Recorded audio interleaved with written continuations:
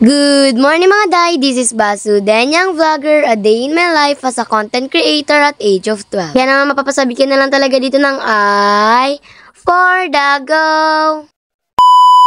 For today's video, samahan niyo naman nga po pala ako sa kaganapan ko paano ba naman magluto nga ako na isa sa mga paborito naming merienda. Saan lang naman ako magluto at minsan lang din ako maging masipag sa pagluluto kaya naman susulitin ko na. Kaya naman ayan, sisimulan ko na nga po pala at magbabalat na muna nga po pala ako ng saging sa mga oras na yan. Ewan ko po pero siguro ay talaga naman napakatagal na nung last kain namin ng prinitong saging. Kaya naman ayan ngayon dahil na-miss nga namin ay talaga naman lulutuin namin paano ba naman saktong-saktong ay meron nga kami ditong saging. Pahinog naman na rin nga pala itong mga saging dito kaya naman naisipan namin na lutuin na nga agad-agad para hindi siya masaya. Andito rin nga po pala sila Mami Siya for today's video at isa rin nga pala ito sa mga cravings ni Mami Siya kaya naman lulutuin na natin. Mga tao dito ay minsan lang naman mag-request at minsan lang din naman pumunta dito sa farm kaya naman talagang susundin na nga natin kung anong gusto nila. Pero rin naman nga ito talaga sa mga cravings ng lahat kaya naman talagang wag na nga talaga tayo magpaligoy-ligoy pa. Sa mga oras nga po pala na yan ay talaga namang hihiwain na nga lang po pala yan ng dalawa. Paano ba naman? Parang baruya lang din naman yung gagawin namin. Ay, magluluto nga naman talaga kami ng mga ganitong pang merienda ay talaga naman naaalala namin nung bata pa kami na talaga ng paborito namin to. Lalo na nga talaga yung mga luto ni Mama to. Sobrang sasarap naman nga talaga ng mga luto ni Mama to. Talaga naman si Mama to nga talaga nagluluto dati ng mga ganitong pang merienda. Ilang naman nga baruya ang niluluto ni Mama to kundi turon at iba't iba pa nga talagang pang merienda kaya naman talagang happy nga kami sa tuwing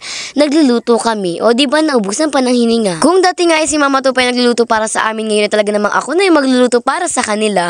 Ay talaga naman sa lagi nga pagluluto ni Mama to ng mga ganitong saging o kaya naman nga ay klase ng merienda na a-adapt na rin nga talaga namin. Kaya naman minsan kailangan din talaga natin manood sa mga ginagawa ng magulang natin para naman kahit paano talaga naman matututunan din nga talaga natin. Napakaganda nga naman talagang matuto nang hindi ka tinuturuan, diba? Minsan nga pinapanood ko si Mama kung paano niya nga ba ginagawa or paano niya nga ba ito naluluto. Dahil isa nga akong vlogger, kailangan ko rin talaga matutunan yung mga ganitong bagay. Kung alam niyo lang ang pagbablog po ay talaga naman nakakasipag naman nga talaga yan. Bilang isang vlogger, kung hindi ka kikilos ay wala kang pang-upload kaya naman kailangan mo naman talagang kumilos. Kaya naman minsan kahit si Mama na talaga dapat yung gagawa ay sinasabi kong ako na nga talagang gagawa pang video. Yes po, opo, para dagdag content na rin nga po pala talaga. Kaya naman si Mama na nga lang pinagbabanti ko kay Baby Storm at ako na nga lang yung kikilos.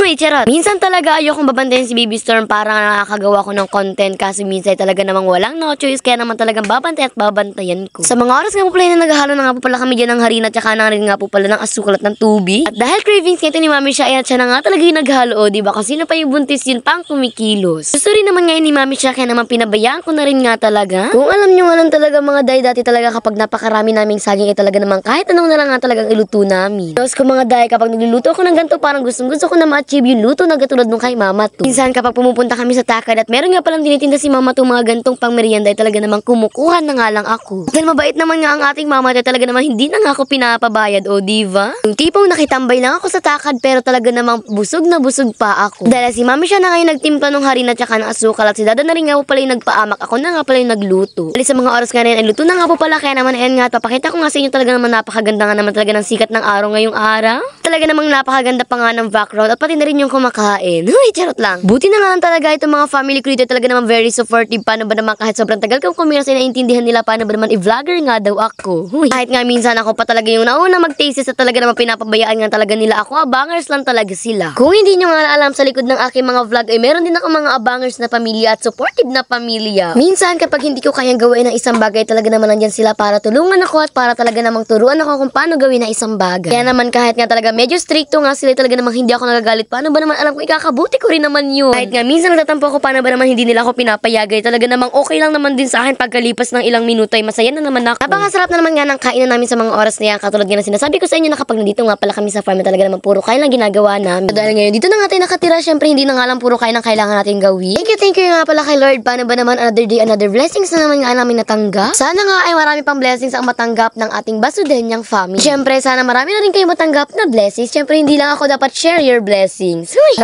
Maraming salamat sa inyong lahat. Paano ba naman patuloy nyo ako sinusuporta talaga namang hindi kayo nagsasawa. Kahit nga minsan puro luto lang ang ginagawa ko talaga namang alam ko na miss nyo rin na pagluto serye ko kaya naman binabalik-balikan ko na talaga. Huy, sana all binabalikan. Bali patapos na nga po palang ating video for today's video kaya naman sana ay nag-enjoy kayo. Yun lang, salamat, bye-bye and God bless!